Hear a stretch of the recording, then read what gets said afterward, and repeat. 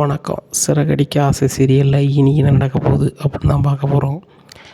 இங்கே விஜயா நினைக்காங்க, நம்ம இந்த வீட்டில் இருந்தால் சரியாக வராது, சிந்தாமணி சொல்கிற மாதிரி நேராக நம்ம சிந்தாமணி வீட்டுக்கே போயிடலாம் அப்படின்னு சொல்லிட்டு நினைக்காங்க. அப்போ அண்ணாமல்கிட்ட சொல்கிறாங்க, ஏங்க இந்த வீட்டில் இருந்தால் எனக்கு சரியாக படலை அப்படிங்கும்போது, என்னது புரியலை, இதெல்லாம் உன் வீடும்ப, இப்போ இந்த வீட்டில் இருந்தால் சரியாக படலைங்க என்ன அப்படிங்கிறாங்க. இல்லைங்க, இந்த வீட்டில் எனக்கு எல்லாமே ஆகாதவங்களாக தான் இருக்காங்க.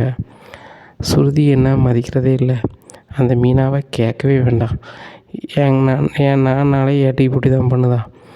அந்த முத்துக்கு என்ன சுத்தமாக பிடிக்காது. ரோஹிணியும் முன்னாடி மாதிரி இல்லை, ஏகப்பட்ட போய் சொல்லுதா. அப்போ எல்லாருமே என் மேலே ரொம்பவே கடுப்பாக இருக்காங்க. அதனால் எனக்கு இங்கே இருந்தால் பாதுகாப்பாக இல்லை, நான் சிந்தாமணி வீட்டில் இருக்கேன் அப்படிங்கிறது. சிந்தாமணி வீட்லையா? நான் உன்ட்ட என்ன சொன்னேன், அந்த சிந்தாமணிகிட்ட பேசாத வைக்காதுன்னு சொன்னோம்ல அப்படிங்கும்போது, ஏங்க நான்லாம் பேசலை, எனக்கு இப்படி ஆகிட்டுனோடனே வீடு தேடி எனக்கு ஆறுதல் சொல்கிறாங்க, அவங்கள நான் பெருசாக தாங்க நினைப்பேன் அப்படிங்கும்போது, எங்கள் பருவஜியா, நம்ம வீட்டில் இருக்கவங்களுக்கு பிடிக்கல அப்படின்னா நம்ம அவங்களுக்காக அவங்கள்ட்ட பேசக்கூடாது, பொதுவாக அதை செய்கிறது தான். மீனா தொழிலை கெடுக்கிறதுக்காக தான் அவங்க ஃப்ரெண்ட்லியாக இருக்காங்க, அது அவனுக்கு புரிய மாட்டேங்குது. பார்வதி என்னை தேடி சொன்னிச்சு, இந்த மாதிரி அண்ணன், இந்த சிந்தாமணி விஜயா கூட பேசுகிறது எனக்கு சுத்தமாக பிடிக்கல, நீங்கள் சொல்லி சத்தம் போடுங்கண்ணே அப்படிங்கும்போது நான் சொன்னேன். அப்படிங்கும்போது, என்னது உங்கள்கிட்ட பார்வதி தான் சொன்னாங்களா அப்படிங்கிறாங்க. ஆமாம், பார்வதி சொல்ல போய் தான் எனக்கே தெரியும், அந்த சிந்தாமணிகிட்ட பேசாத, அந்த சிந்தாமணி மீனா தொழில் பண்ணக்கூடாது, நம்மளுக்கு எதிராக எதுவும் இருக்கக்கூடாதுங்க தான் அந்த மாதிரி பண்ணிகிட்ருக்காங்க, அதனால் நீ அவங்ககிட்ட பேசாத அப்படிங்கும்போது, ஏங்க அவங்கக்கிட்ட தான் பேசுவாங்க, நான் இப்போ அவங்க வீட்டுக்கு தான் போகிறேன் அப்படின்னு சொல்லிட்டு கிளம்புறாங்க. அப்போ அவங்க பாரு விஜயா, உன் கதையை நீனே பார்த்துப்பியா, அந்த முத்து உன் கதையை எப்படியாவது முடிக்கணும்னு சொல்லி அங்கங்கே அலைஞ்சிட்டு அந்த தீபன் உடைய பேரை வாங்கிட்டு அவன் அட்ரஸ் வாங்கிட்டு தேடி அலைஞ்சிட்ருக்கான் அப்படிங்கிறாங்க. ஏங்க அதெல்லாம் செய்யலைங்க, சும்மா ஏமாற்றுவான், எனக்காக மனோஜே பார்த்துக்கிடுன்னு சொல்லிட்டான், அதனால் நான் பாதுகாப்பான இடத்துக்கு போகணும் அப்படின்னு சொல்லிட்டு நேராக சிந்தாமணி வீட்டுக்கு போயிருந்தாங்க. எங்கள் மனோஜும் ரோகிணியும் பேசுகிறாங்க, இங்கே பாரு உங்கள் அம்மா நம்ம மேலே நம்பிக்கை இல்லாமல் அந்த சிந்தாமணி வீட்டுக்கு போயிட்டாங்க, நம்ம தான் ஏதாவது செஞ்சு உங்கள் அம்மாவை கவர் பண்ணணும், அப்படின்னா தான் என் மேலே உள்ள கோபம் போகும், என் மேலே உள்ள கோபம் போனால் தான் உங்கள் அம்மா உன் கடனெல்லாம் அடைக்கிறதுக்கு ஒரு வீட்டை விற்று காசு தருவாங்க அப்படின்னு மனோஜ். அப்படியே சொல்கிறேன், என் கடனெல்லாம் அடைக்கிறதுக்கு எங்கள் அம்மா காசு தருவாங்களா அப்படிங்கும்போது, கண்டிப்பாக தருவாங்க, உனக்கு கிட்டத்தட்ட 30 லட்ச ரூபாய்க்கு மேலே கடன் இருக்குது, உங்கள் அம்மா ஒரு வீடு விற்றாலே சரியாயிடும், ஏன்னா உங்கள் அம்மா வீடு கிட்டத்தட்ட கோடிக்கணக்கு மதிப்பு உள்ளது, மெயினில் இருக்குது, அதனால் கண்டிப்பாக அப்படி செய்யலாம் அப்படிங்கிறாங்க. உடனே அது சரியாக வருமா அப்படிங்கிறாங்க. ரொம்ப சரியாக வரும் அப்படின்னு சொல்லிட்டு நேராக வா, நான் எப்படி டீல் பண்ணுறதுன்னு பாரு அப்படின்னு ரோகிணியை கூப்பிட்டு போகிறாங்க ரதி வீட்டுக்கு. ரதி வீட்டில் இந்த மாதிரி உங்கள் பிரச்சனைக்கு ஒரு முடிவு சொல்ல தான் வந்திருக்கேன் அப்படிங்கிறாங்க. உடனே எங்கள் பிரச்சனைக்கு என்ன முடிவு சொல்ல போகிறீங்க அப்படிங்கிறாங்க. சூப்பர் முடிவுங்க அப்படிங்கிறாங்க. என்ன முடிவு அப்படிங்கிறாங்க. உங்கள் பொண்ணு வாழ்க்கை எப்படி ஆயிடுச்சுன்னு சொல்லிட்டு எல்லோரும் ரொம்ப ஃபீல் பண்ணுறீங்க, அதுக்கு என்கிட்ட ஒரு வழி இருக்குது அப்படிங்கிற. ஐயோ சொல்லி தொலையா அப்படிங்கிறாங்க. பேசாமல் அவங்க பிள்ளை வயிற்றில் இருக்கிறத முடிச்சு விட்ற வேண்டியதுனே அப்படின்னா சரியான கோவம் வந்துடுது. ஐயோ உன்னை வளர்க்க தான் நினைக்கிறமோ தவிர்த்து இல்லாமாக்குன்னு நினைக்கிறியா அப்படின்னு சொல்லி மனோஜை போட்டு வலுன்னு ஒழுக்காங்க. விடுங்க விடுங்க மனோஜை விடுங்க அப்படிங்கிற. நீ ஒழுங்கு மரியாதையே பேர் அப்படிங்கிறாங்க. எங்கள் ரோகிணி, ஆகா இதுக்கு மேலே நம்ம எதுவும் பேசினோன்னா அவ்வளோதான் அப்படின்னு சொல்லி ஓரமாக நின்றுதாங்க. அந்த ஆளை மனோஜ் 4 கும்மி சேரில் வச்சு இழுத்து சுற்றி கயிறு வச்சு சுற்றி ஒரு மூலையில் கொண்டு வச்சுருந்தாங்க. ஒழுங்கு மரியாதை நீ ஓடிடு அப்படிங்கிறாங்க. நான் சும்மா விட மாட்டேன், நான் அதிகாரிட்ட போய் சொல்லுவேன், ஸ்டேஷனுக்கு போகிறேன், எங்கே போகிறேங்கிறாங்க. எங்கே வேணாலும் போ, நீ எங்கே போனாலும் உன் மாமியார் தான் முதல்ல உள்ளே போவோம், அதுக்கப்புறம் நாங்கள் பார்த்துக்கிட்டோம். எங்கள் பிள்ளை வாழ்க்கை எப்படியே இருக்குது, நக்கல் பேச்சு பேசிகிட்டு இருக்கான், லூசு பேச்சு பேசிகிட்டு இருக்கான், இவ்வளோ நாங்கள் சும்மா விட முடியாது. உன் மாமியாரும் நீங்கள்லாம் சேர்ந்து அந்த பையனை கொண்டுங்க தரைய, இல்லைனா இவன் சாப்பிடாம வைக்காம தான் கிடப்பான், இவனுக்கு என்ன ஆனாலும் நாங்கள் பார்த்துக்கிட்டோம் அப்படிங்கிறாங்க. நல்லா இருப்பீங்க, என் வீட்டுக்கார் மனோஜை விடுங்க, அவர் தப்பான யோசனையை சொல்லிட்டாரு அப்படிங்கிறாங்க. தப்பான யோசனையை சொல்லலை, நாங்கள் இருக்கிறத தெரிஞ்சுக்கிட்டு நக்கல் பேச்சு நையாண்டி பேச்சு இதை விடவே மாட்டோம் அப்படிங்கிறாங்க. இங்கே ரோகிணி ரொம்பவே அழுதுகிட்டு வீட்டுக்கு அத்தைங்கிறாங்க. இங்கே தான் விஜயா இல்லையே. உடனே என்னாச்சும்மா அப்படின்னு சொல்லி நம்மளை கேட்குறாங்க. நானும் மனோஜும் அந்த ரதி வீட்டுக்கு போய் பேச போனோடனே மனோஜை தூக்கி உள்ள வச்சிட்டாங்க அப்படிங்கும்போது, அது எப்படி விஜயா தான் தப்பு பண்ணியிருக்கா, உங்களையே பண்ண போகிறாங்க அப்படிங்கும்போது, என்ன நடந்துச்சு உள்ளதை சொல்லு அப்படிங்கிறாங்க. முத்து வந்துடுறாரு. இப்போ என்னாச்சு அப்படிங்கும்போது, டேய் மனோஜும் ரோகிணியும் வந்து ரதி வீட்டுக்கு போனாங்களாம். அப்படிங்கும்போது நான் தான் அதை பார்க்கன்னு சொல்லியிருக்கோம்ல, அந்த தீபன் ஃபோட்டோவை எனக்கு தெரிஞ்சவங்ககிட்டலாம் கொடுத்துருக்கேன். கண்டிப்பாக அவங்க நல்ல ஒரு முடிவாக சொல்லுவாங்க அப்படிங்கும்போது முத்து, அது வரைக்கும் எங்களுக்கு பொறுமை தாங்களே. நானும் மனோஜும் ஏதாவது பண்ணி இதை சரி பண்ணலான்னு சொல்லி ரதி வீட்டுக்கு போனோம். ரதி வீட்டில் போகும்போது எங்ககிட்ட என்ன எதுனே கேட்கல. அவங்க வந்துட்டு மனோஜ் வெளுன்னு இழுத்து ரூமுக்குள்ளே வச்சுட்டாங்க அப்படிங்கிறாங்க. இதை கேட்ட முத்து, அதை எப்படி செய்வாங்க அப்படிங்கும்போது, செஞ்சிட்டாங்களே அப்படிங்கிறாங்க. முத்து, அது என்னென்னு பாரு அப்படிங்கும்போது, எப்பா இவங்க உள்ளதை சொன்னால் தான் நம்ம பார்க்கலாம் அப்படிங்கும்போது ரோகிணி திருதுன்னு முழிக்காங்க. சரி ரைட்டு, உள்ளதை சொல்லிட வேண்டியதான் அப்படின்னு சொல்லி மனோஜ் பேசினதை சொல்லிடுறாங்க. அண்ணாமலைக்கே சரியான கோவம் வருது. டேய் முத்து, 4 பூசை கொடுக்க வேண்டியவன் தான், இதெல்லாம் பேசக்கூடிய வார்த்தையா அப்படிங்கும்போது, எப்பா அவன் நிறைய பிடிச்சிருக்கான்னு ஆர்வக்குளாரில் பேசியிருப்பான். இப்போ அங்கே 4 பூசை கொடுத்து வச்சுருப்பாங்க, அதுவே போதும். இவன் நான் அவனை கூப்பிட்டு வரேன் அப்படின்னு சொல்லிட்டு நேராக ரோகிணியை கூப்பிட்டு அங்கே போகிறாங்க. அண்ணாமலையும் ஆட்டோ பிடிச்சி பின்னாடி வந்துடுறாரு. அவங்க மனசு கேட்காம உடனே ரதி வீட்டில் முத்த பார்த்து, தம்பி அந்த பையனை கொண்டு வந்துட்டீங்களா அப்படிங்கும்போது, இப்போ தான் ஏன் அவர் ஃபோட்டோவும் ஃபோன் நம்பரையும் வச்சு தெரிஞ்சவங்க மூலமாக நான் தேடிக்கிட்டு இருக்கேன் அப்படிங்கிறாங்க. சரி அதுக்கு நாங்கள் என்ன பண்ணணும் அப்படிங்கும்போது, அந்த மனோஜை விடுங்க அப்படிங்கும்போது, தம்பி உங்களை மாதிரி அவன் பேசலை, அவன் பேசக்கூடிய வார்த்தையை பேசலை, அவன் ரொம்ப ஓவராக பேசிட்டான். ஏன்னா எங்கள் அசிங்கத்தெல்லாம் நீக்கிறதுக்கு அவரும் வழி சுடுது அப்படின்னு சொல்லி எங்களை எந்த அளவுக்கு திறந்த அனுமதி பண்ண முடியுமோ அந்தளவுக்கு பண்ணிட்டான். நாங்கள் அந்த மாதிரி ஆள்லாம் கிடையாது, மானத்துக்கு கட்டுப்பட்டவங்க. அதனால் வந்து அவனை விட முடியாது அப்படிங்கும்போது, அண்ணாச்சி இவனை விட்டாலும் விடாட்டிலும் அவன் எப்போ வரானோ அப்போ தான் கூட்டி வர முடியும் அப்படிங்கும்போது, தம்பி அப்போ ரொம்ப நாள் ஆயிருமா, ஊர் உலகத்துக்குலாம் தெரிஞ்சிட்டுனா ரொம்ப அசிங்கம் அப்படிங்கிறாங்க. அண்ணாச்சி நீங்கள் இந்த மாதிரி பண்ண போனால் யாராவது தெரிஞ்சுக்கிட்டாங்கன்னா உங்களுக்கு தான் அசிங்கம், மேலும் அசிங்கம். நான் எப்படியாவது அந்த தீபனோட வருவேன், உங்கள் பொண்ணு கல்யாணம் பண்ணி வைப்பேன், ரதி நீ நம்புறியா அப்படிங்கும்போது, முத்தண்ணே உங்களை பற்றி நான் கேள்விப்பட்டிருக்கேன் அப்படிங்கும்போது, சரி தம்பி நீ இவ்வளோ சொல்கிற, உனக்காக மட்டும்தான் அவனை விடுதேன், இல்லைனா வெளுத்துருப்பான் அப்படிங்கிறாங்க. அங்கே போய் பார்க்காங்க, மனோஜ் வந்து ரொம்ப அழுதுட்டு கிடக்காரு. டேய் கேவலப்பட்டவனே இதே நம்ம சொல்லுவேன் அப்படிங்கிறாங்க. டேய் முத்து தயவுசெய்து இங்கேருந்து அண்ணா கூட்டு போடா அப்படிங்கிறாங்க. உடனே வெளில வராங்க. வெளில வந்து என் தம்பி வந்து நான் இப்போ யாராவது மோதி பாருங்க அப்படிங்கும்போது, இந்த தம்பி வந்தனால தான் உன்னை விடுதோம், இல்லைன்னா உன்னை விடவே மாட்டோம் பார்த்துக்கோ அப்படிங்கிறாங்க. உடனே முத்து தம்பி எங்கள் பிள்ளையோட சூழ்நிலையை புரிஞ்சுக்கோங்க, அவன் வந்து பழகும்போது நல்லபடியாக பழகிட்டு இப்போ அந்த பிள்ளைய வேண்டான மாதிரி ஆளை காணாமல் போயிட்டான். வீட்லேயும் கல்யாணம் பண்ணி வைக்க மாட்டேன்னு சொல்லுதாங்க. அவன் மட்டும் கல்யாணம் பண்ணி வைக்கல அப்படின்னா தம்பி, முத்து தம்பி தப்பாக நினச்சிக்காதீங்க, நாங்கள் எந்த லெவலுக்கு வேணாலும் போவோம் அப்படிங்கும்போது, அண்ணாச்சி அந்தளவுக்கு வராது, ஒரு பொட்ட உள்ள வாழ்க்கையை அவன் பார்க்குதான்னா அவனை நான் சும்மா விட மாட்டேன், என்னானாலும் பரவாயில்ல, நானும் உங்களை மாதிரி தான், அவனை முதல்ல நச்சிருந்தேன் அப்படிங்கிறாங்க. சரி தம்பி அவன் எங்கே கிடச்சான் ஏது கிடச்சான்னு மட்டும் சொல்லுங்கள், அதுக்கப்புறம் நாங்களே பார்த்துக்குறோம் அப்படிங்கிறாங்க. இல்லைனாச்சு நல்ல செய்தியோடு தான் உங்களை பார்ப்பேன் அப்படின்னு சொல்லிட்டு மனோஜை கூப்பிட்டு நேராக வீட்டுக்கு போகிறாரு. அங்கேருந்து நடந்ததை சொல்லி மனோஜ் வந்து விஜயாவுக்கு ஃபோன் பண்ணுதாங்க. என்னது உன் மேலே கை வச்சிட்டாங்களா அப்படின்னு சொல்லிட்டு விஜயா பார்த்துருந்தாங்க. என்ன மாஸ்டர் என்னாச்சு அப்படிங்கிறாங்க. மனோஜ் வந்து வீட்டில் போய் பேசினானா ரதி வீட்டில் வந்து விழுங்கு பொழந்து கட்டியிருக்காங்க அப்படிங்கிறாங்க. மாஸ்டர் நான் சொல்லலை, உங்கள் வீட்டில் நீங்கள் இருந்தீங்கன்னா உங்களுக்கு பாதுகாப்பு கிடையாது, இப்போ நீங்கள் என் வீட்டில் இருக்கீங்க, இந்த சிந்தாமணி வீட்டுக்கு வரணும்னா அவங்களுக்கு முதல்ல பயம் போகணும், என் வீட்டுக்கெலாம் யாருமே வந்துட மாட்டாங்க அவ்வளோ சீக்கிரத்தில், நீ பேசாமல் இங்கேயே இருங்க அப்படின்ட்டு இருக்கும்போது முத்து கேட்குற அம்மா அங்கேப்பா அப்படிங்கும்போது, அந்த சிந்தாமணி வீட்டுக்கு போய்ட்டா அப்படிங்கும்போது நேராக சிந்தாமணி வீட்டுக்கு போகிறாங்க. நீங்கள் முதல்ல வீட்டுக்கு வாங்க, நம்மளை மாரி யார் வீட்டுக்குள்ளே வரான்னு பார்ப்போம், இந்த சிந்தாமணி உங்களுக்கு நல்ல செய்தி மாதிரி வச்சுக்கிட்டு மீனாவுக்கு வேண்டாதெல்லாம் பண்ணுதாங்க, நீங்கள் கிளம்புங்க அப்படிங்கும்போது, டேய் நான் கிளம்ப முடியாது அப்படின்ட்டு இருக்கும்போது அண்ணாமலை வந்துருந்தாங்க. விஜயா நானும் சேர்ந்து தான் வந்திருக்கேன், நம்ம வீட்டுக்கு அதே நம்ம வீட்டில் போய் பேசுவோம், நீ வீட்டுக்கு வா அப்படிங்கும்போது மூச்சு விடாமல் இங்கே காரில் ஏறுறாங்க. நேராக வீட்டுக்கு வராங்க. வந்தோடனே அண்ணாமலை கேட்குறாங்க, முத்தை விட அவங்க வீட்டில் இருந்தால் உனக்கு பாதுகாப்புன்னு நினைக்கியா, நம்ம வீடு தான் உனக்கு பாதுகாப்பு, மனோஜ் பாரு பெரிய அறிவாளின்னு தான் நினச்சிக்கிட்டு தேவையில்லாமல் பேசி வாங்கி கட்டியிருக்கான், அதை மாதிரி நீ வந்து தேவையில்லாமல் அந்த சிந்தாமணி வீட்டுக்கு போகிறேன் அங்கே போகிறேன் இங்கே போகிறேன் நலையாத, முத்து சொன்ன மாதிரி வீட்டை விட்டு தச்சமே வெளியே போகாத, அப்படி போனால் உனக்கு நல்லதும் கிடையாது அப்படிங்கிறாங்க. எங்கே போனால் வெளியே போக முடியாதா, நான் அடிக்கடி துணி எடுக்க நகை எடுக்க அங்கே இங்கேன்னு போவேன், பஜாருக்குன்னு போகவே முடியாதா அப்படிங்கும்போது, விஜயா அது முக்கியம் இல்லை, முதல்ல வந்து உன் நலன் தான் முக்கியம், அதை பார்த்துக்கோ அப்படிங்கிறாங்க. சரிங்க இனிமேல் நான் வீட்டை விட்டே வெளில போக மாட்டேன் அப்படிங்கிறாங்க. போகாமல் இருந்தால் உனக்கு நல்லது. அந்த சிந்தாமணி உனக்கு உதவி பண்ணல, நல்லா புரிஞ்சுக்கோ. அந்த சிந்தாமணி மீனா வேலையை கெடுக்கிறதுக்காக மட்டும்தான் உன்கிட்ட பேசிகிட்டு இருக்கு அப்படிங்கும்போது, ஆமாம் இவன் பெரிய டெக்கரேஷன் வேலை எடுத்து ஒரு செய்கிறா. சிந்தாமணி அப்படி கிடையாதுங்க, 30 வருஷத்துக்கு மேலே தொழில் பண்ணுது, ஒரு நாளைக்கே வருமானம் அவ்வளோ வருது அப்படிங்கும்போது, அத்தை நானும் ஒரு காலத்தில் பண்ணுவேன் அப்படிங்க. ஆமாடி, உன் புருஷன் அந்த நடமாடும் பூக்கடைன்னு வச்சு தந்துருக்கேன், அதை வச்சு லட்சமாக சம்பாரிச்சிருவேன், டெக்கரேஷன் வேலையை உனக்கு அள்ளி தருவாங்க அப்படிங்கும்போது, கண்டிப்பாக நான் பெரிய ஆளாக வருவேன்.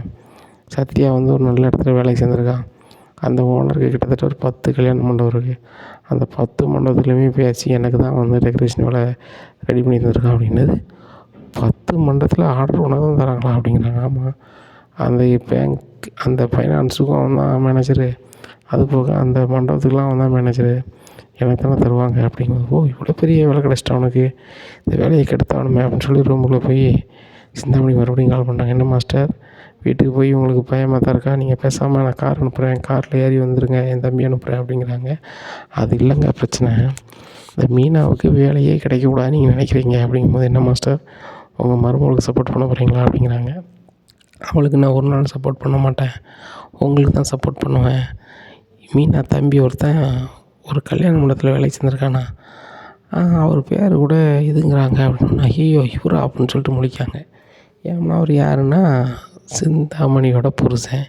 உடனே என்ன சிந்தாமணி என்ன ஒரு மாதிரி இறங்க அப்படிங்கிறாங்க. ஏங்க அவர் என் வீட்டுக்காரு, எனக்கு அவருக்கும் ஆகாது, என்கிட்ட பேச மாட்டார், நான் இந்த மாதிரி வேலை பார்க்கறது அவருக்கு பிடிக்கல, என் பிள்ளையை கூப்பிட்டு தனியாக போயிட்டார், அவங்க தனியாக இருக்காங்க, நான் தனியாக இருக்கேன், இப்போ என் வீட்டுக்கார்ட்டே வேலைக்கு போகிற அளவுக்கு ஆயிடுச்சா, என் வீட்டுக்கார் எனக்கு எதிராக வேலை செய்தாரா, அவரை விட மாட்டேன், நான் பார்த்துக்கிறேன் அப்படின்னு சொல்லிட்டு நேராக அவங்க வீட்டுக்கு போகிறாங்க. என்ன நினச்சிட்டு இருக்கீங்க, நீங்கள் யாருக்கெல்லாம் வேலை கொடுத்துருக்கீங்க தெரியுமா அப்படிங்கிறாங்க. யாருக்கு வேலை கொடுத்தேன் அப்படிங்கிறாங்க. 1 நம்பரு மோசமான ஆட்டையை கொடுத்த பையன், முல்லை மாதிரி பையன், அந்த வேலையை மேனேஜர் ஆக்கியிருக்கீங்க அப்படிங்கும்போது, இங்கே பாரு, ஒரு போலீஸுக்காரன் ரொம்ப நல்ல நேர்மையான ஆள், அவர் சொன்னார். ஒரு டிரைவர் தம்பி நல்ல பழக்கம் முத்துன்னு, அந்த தம்பி சொன்னார். 2 பேரும் சொல்லும்போது நான் வேலைக்கு எப்படி வேண்டான்னு சொல்ல முடியும், அதான் சேர்த்துக்கிட்டேன். நம்மளுக்கு ஃபைனான்ஸுக்கு மட்டும் இல்லை, நம்ம கல்யாண மண்டபத்தில் வந்து எல்லாத்தையுமே அவர் தான் பார்த்துக்கிறாரு. இப்போ என்ன விஷயமா பேச வந்தேன் அப்படிங்கிறாங்க.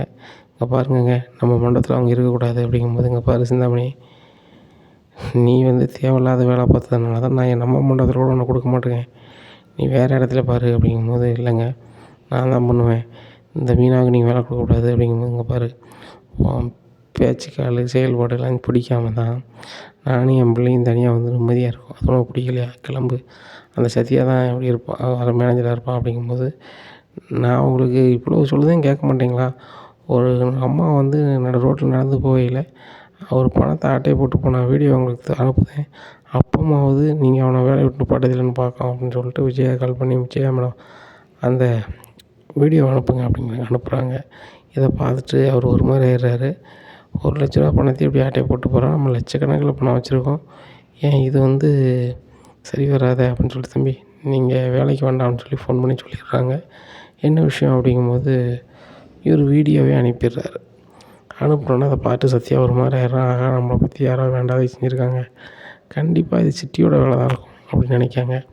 சிந்தாமணி விஜயாவும் பண்ணது தெரியாமல் அங்கே சிட்டி மேலே கோபப்பட்டு நேராக சிட்டி ஆஃபீஸ் போகிறாங்க. சிட்டி ஆஃபீஸை போய் நொறுக்குதாங்க. நொறுக்குனோடனே அவன் அந்த வீடியோ வச்சுக்கிட்டு, ஸ்டேஷன் ஆஃபீஸாக நான் வந்து இப்போ பழைய மாதிரி இல்லை, நான் வந்து கரெக்டாக ஃபைனான்ஸ் பண்ணிக்கிட்டு இருக்கேன், இப்படி இருக்கும்போது என் ஆஃபீஸை வந்து நொறுக்கியிருக்கான் அந்த பையன், இவனை உள்ளே வைக்கணும் அப்படின்னா நேராக சத்யாவை பிடிச்சி கொண்டு உள்ளே வச்சுருந்தாங்க.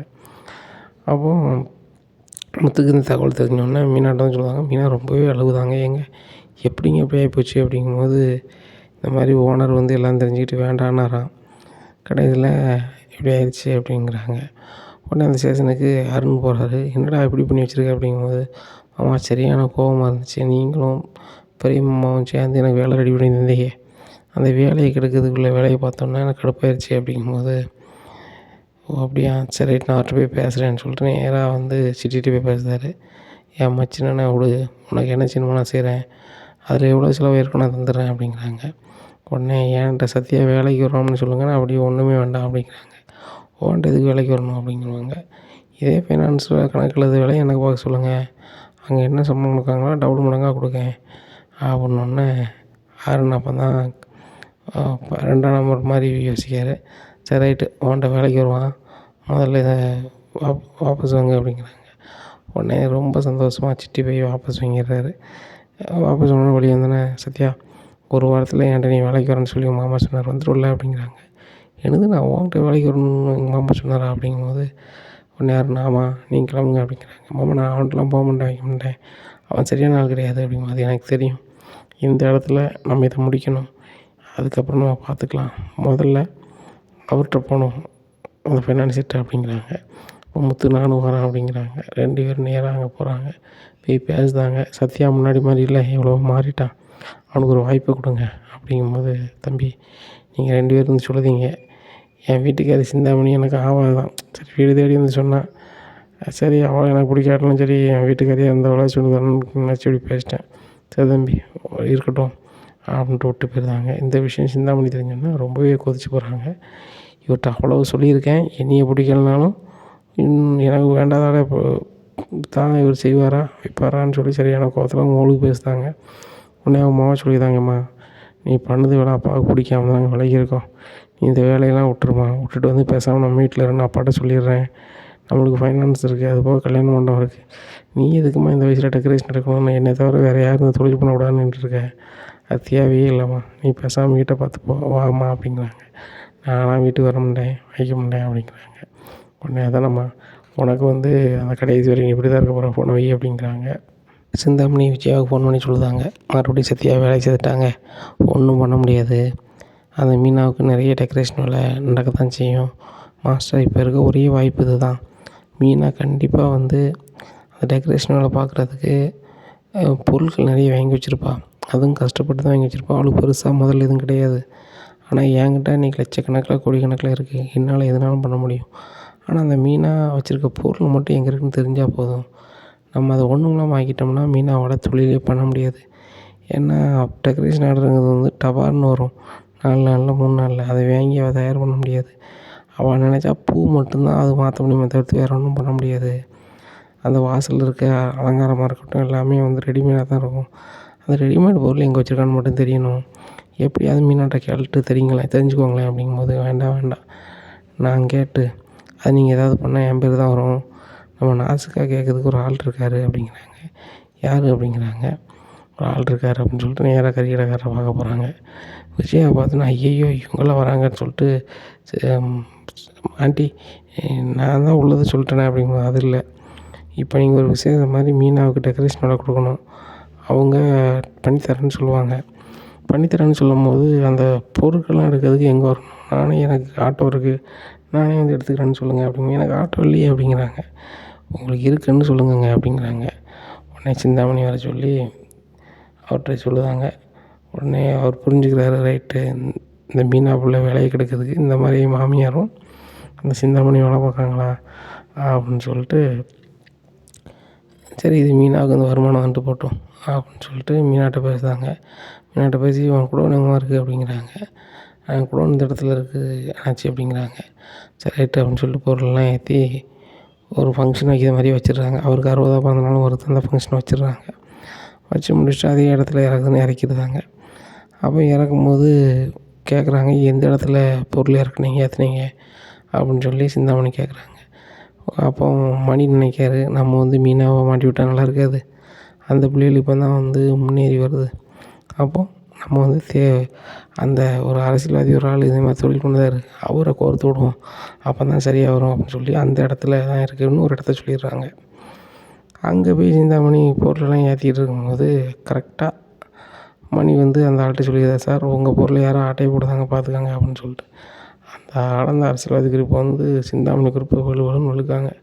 வெளுத்து ஸ்டேஷனில் கொண்டு நிப்பாட்டியிருக்காங்க. "யாரையும் அவங்கள விட்டா எங்கள் பொருள் எடுக்கிறதுக்கு" அப்படின்னு. "இதில் பொருள் இருக்குன்னு உங்களுக்கு எப்படி தெரியும்? நான் டெக்கரேஷன் பொருளை வாங்கி வச்சுருப்பேன், நீங்கள் ஆட்டை போடலான்னு நினைக்கிங்களா?" அப்படிங்கும்போது, நாங்கள் வரல, எங்கள் அக்கா தான் எங்களை வர சொன்னாங்க" அப்படிங்கிறாங்க. "உங்கள் அக்கா யாரா?" அப்படிங்கும்போது, "சிந்தாமணி" அப்படிங்கிறாங்க. நேராக சிந்தாமணி மேலே பெட்டிஷனை கொடுத்து சிந்தாமணி உள்ள வச்சுருந்தாங்க. உடனே ஒரு வழியாக தீவனை கண்டுபிடிச்சிடுறாங்க. தீவனை கண்டுபிடிச்சி, "என்னடா நீ இப்படி பண்ணியிருக்க, அந்த ரதி உள்ள வாழ்க்கை என்ன ஆகும்?" அப்படிங்கும்போது, "இல்லைங்கய்யா, எங்கள் வீட்டில் வந்து சம்மதிக்கலை, அதனால் நான் கல்யாணம் முடிக்க முடியாது, வைக்க முடியாது" அப்படிங்கிறாங்க.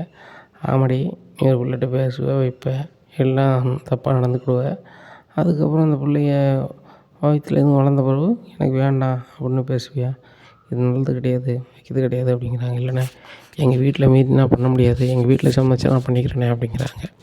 நேராக முத்து வந்து கூப்பிட்டு போகிறாரு வீட்டுக்கு. போயிட்டு இந்த மாதிரி அண்ணாச்சிங்க பாருங்கள், உங்கள் பையன் ஒரு பிள்ளை வாழ்க்கை இப்படி ஆகிவிட்டான், பொட்ட பிள்ளை பாவம் ரொம்ப புல்லாகுது, உங்களுக்கும் பெண் பிள்ளைகள் இருக்குது, நாளைக்கு ஏதாவது ஒரு மேடு பள்ளம் நல்லா இருக்காது அண்ணாச்சி, கொஞ்சம் பார்த்து செய்யுங்க.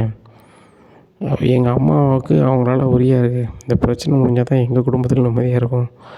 எங்கள் அம்மா ஒரு வாய் சாப்பிடாம ரொம்ப சங்கடப்பட்டுருக்காங்க. எனக்கும் டிரைவர் தொழில் பார்த்து தான் பொழப்பு, எனக்கு இந்த பொழப்புக்கே போக முடியல. உங்கள் பையனையும் தேடி தான் ஒரு வாரமாக அலைஞ்சிருக்கேன், ரொம்ப சங்கடமாக இருக்குது. ஆடி மாதம் ரொம்ப ஆட்டுமாங்க, ரொம்பவே ஆட்டுது.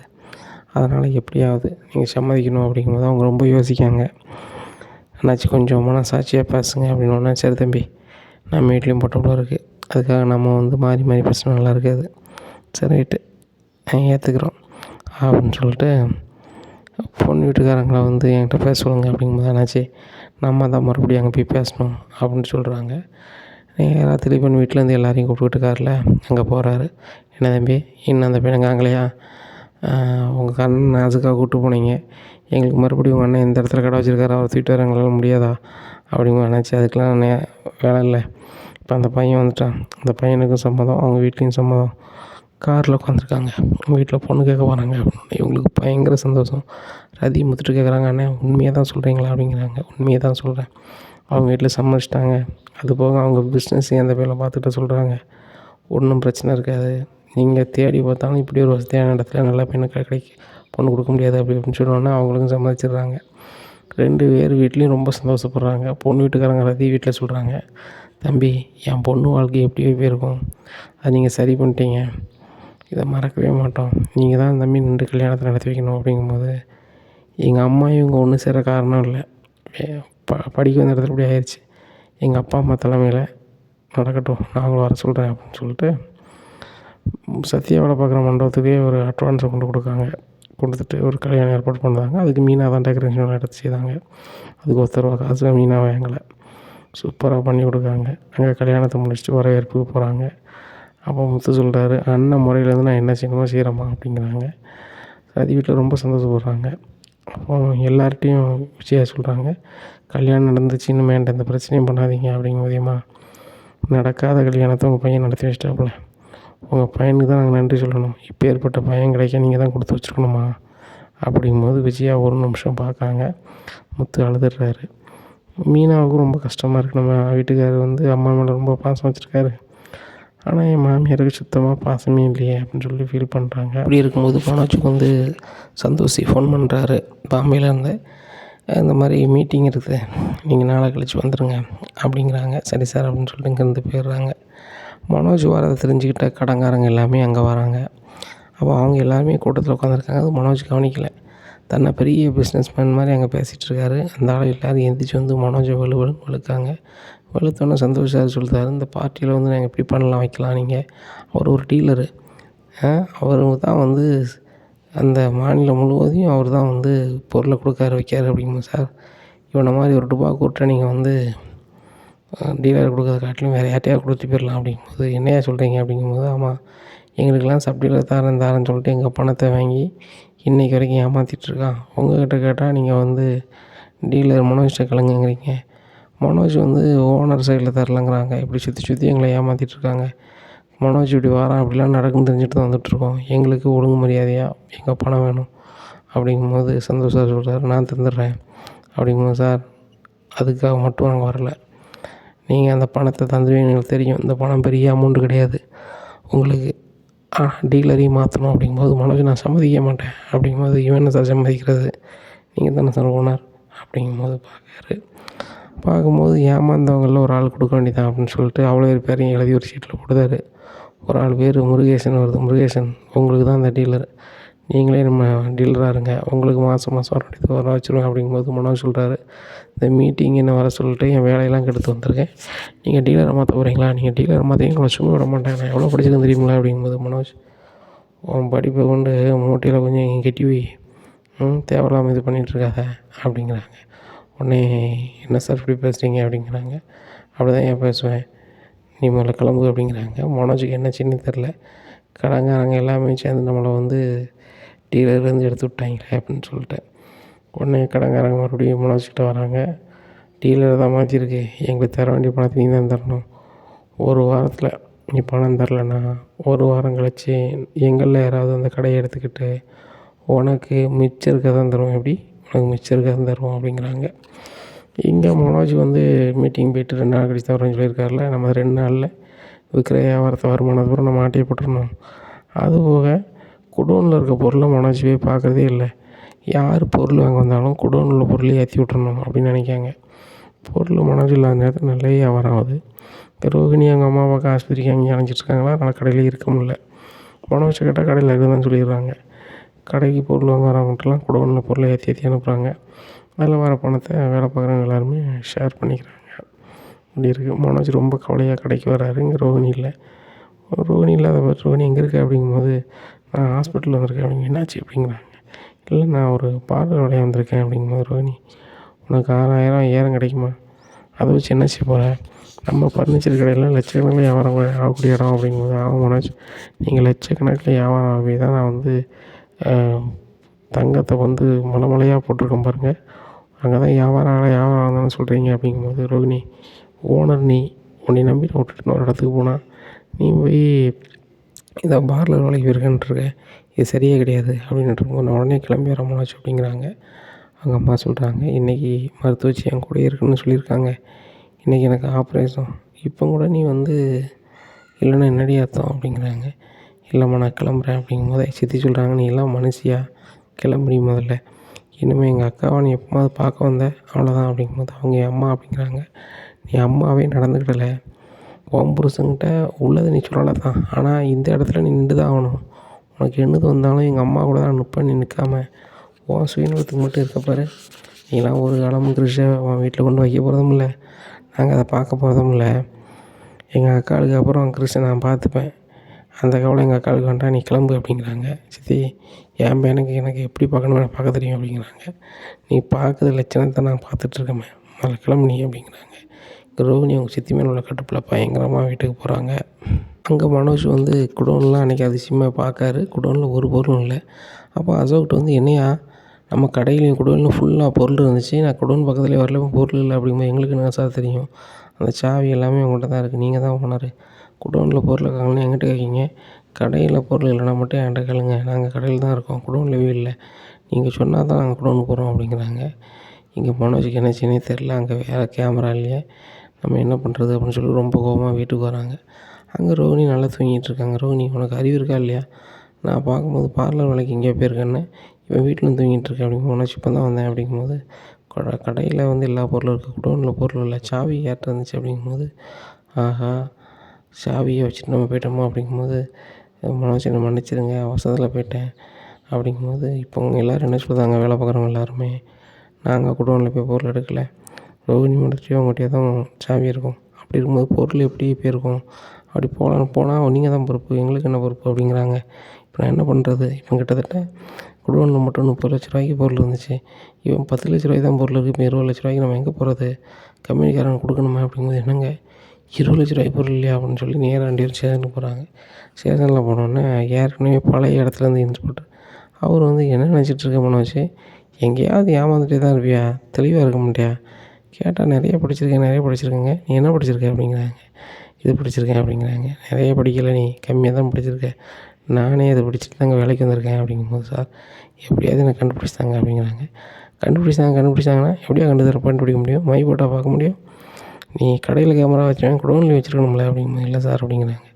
சாவி உங்கள் 2 பேர்கிட்ட தான் இருக்கும், உங்களை தவிர வேறு யார்ட்டையும் இருக்காதுன்னா, அப்போ நான் உங்கள் 2 பேரையும் தான் டவுட் ஆக வேண்டியதாக இருக்குது, நீங்களே பொருள் எங்கேயாவது எடுத்து வச்சுக்கிட்டு கம்பெனிக்காரனை ஏமாத்துறதுக்காக சொல்கிறீங்களா அப்படிங்கும்போது, சார் அப்படிலாம் ஒன்றும் இல்லை அப்படிங்கும்போது, நான் அப்படி தான் நினைக்கிறேன், எந்தெந்த கம்பெனியில் பொருள் இங்கே இருக்குன்னு சொல்லுங்கள் அப்படின்னா, அந்த கம்பெனிக்காரங்க ஃபோன் பண்ணி பேசுகிறாரு. அந்த கம்பெனிலேருந்து மேனேஜர்லாம் வந்துடுறாங்க. இதை பாருங்கள் மனோஜ், நீங்கள் எந்த பொருள் வாங்கினாலும் காசை ஒழுங்காக கொடுக்குறது கிடையாது, என்ன விற்க கமிஷனையும் தர்றது கிடையாது, அப்படி இருக்கும் இனிமேல் உங்களை டீலரை நாங்கள் வைக்க முடியாது, எங்கள் கம்பெனி பொருளும் உங்களுக்கு வராது, எங்களுக்கு வர வேண்டிய பணத்தை ஒரு வாரத்தில் செட்டில் பண்ணிங்கன்னா அவ்வளோதான், உங்கள் குடோன்லேருந்து பொருள் போகலை, அது எங்களுக்கு தேவையில்லை அப்படின்னுட்டுருக்காங்க. இந்த சூழ்நிலையில் மனோஜ் ரொம்ப சுகமாக கடைக்கு போகிறாரு. மறுநாள் கடைக்கு போகிறாரு. அப்போ கடையில் வேலை பார்க்குறவங்க எல்லோரும் நினைக்காங்க, இன்னும் மனோஜ் கடையை நடத்திக்க மாட்டார், நம்மளுக்கு 2-3 மாதம் சம்பளம் தரணும், நம்மளுக்கு தேவையான பொருள் பூரா கடையில் எடுத்து விடணும்னு சொல்லிட்டு அவங்க கடைக்கு வந்து அவங்கவுங்க வண்டி ஓட்டி ஏற்றி கிளம்ப ஆரம்பிக்காங்க. அப்போ மனோஜ், என்னையா பண்ணிகிட்ருக்கீங்க, கடையில் உள்ள பொருளை பூரா அடிக்கிங்க அப்படிங்கும்போது, எங்களுக்கு சம்பளமே தரலன்னா நாங்கள் வேலை பார்க்கறதுக்கு என்ன இலவசமாக பார்த்துட்ருப்பாங்க, அதெல்லாம் ஆகிக்கூடாது, எங்களுக்கு தர வேண்டிய சம்பளத்துக்கு நாங்கள் பொருள் எடுத்து போகிறோம், கிளம்புங்க அப்படின்னா ஸ்டேஷனுக்கு மறுபடியும் கால் பண்ணியிருந்தாங்க. அப்போ ஸ்டேஷன் வந்து பேசும்போது, சார் எங்களுக்கு தர வேண்டிய சம்பளம் தான் எடுத்துருக்கோம் அப்படிங்கும்போது, சம்பளம் கூட கொடுக்க மாட்டியா, அவ்வளோ வாய் பேசுத, நிறைய படிச்சிருக்கேன் வச்சுருக்கேன் அப்படி இப்படின்ட்டு. இப்போ வந்து அவங்க சம்பளம் தானே எடுத்து போகிறாங்க, நீங்கள் போங்க அப்படிங்கிறாங்க. எல்லோரும் பொருள் ஏற்றி போயிருந்தாங்க. கடையில் ஒன்றுமே இல்லை. இங்கே விஜயா ரொம்ப பில்டப்பாக, என் பையன் இங்கே தான் கடை வச்சுருக்கான், உங்களுக்கு நான் கம்மியான ரேட்டில் வாங்கி தரேன் அப்படின்னு சொல்லி விஜயா ஃப்ரெண்டு ராஜேஸ்வரி இருக்காங்களா, அவங்க சொந்தக்காரங்களாம் கூப்பிட்டு வராங்க. கடையை வந்து பார்த்தோன்னா ராஜேஸ்வரி பயங்கரமாக சிரிக்காங்க. என்ன விஜயா, என் பையன் பெரிய ஃபர்னிச்சர் உலகத்தையே வச்சுருக்கான், அங்கே அது இருக்குது இது இருக்குன்னு இங்கே ஒன்றுமே இல்லை அப்படிங்காட்டி, உங்களுக்கு என்ன வேணும் அப்படிங்கிறாங்க. ஒன்றும் வேண்டாம் தம்பி, நிறைய இடத்துல ஃபர்னிச்சர் கடை இருக்குது, நாங்கள் அங்கே வாங்கிக்கிறோம் தம்பின்னு சொல்லிட்டு கிளம்பி போகிறாங்க. இங்கே விஜயா ரொம்ப கடுப்பானுக்காங்க மனோஜ் மாதிரி. நீ என்ன நடக்கும் அப்படிங்கிறத பொறுத்து வந்து பார்க்கலாம். நம்ம சேனலை நீங்கள் மறக்காமல் லைக் அண்ட் சப்ஸ்கிரைப் பண்ணுங்கள். நன்றி, வணக்கம்.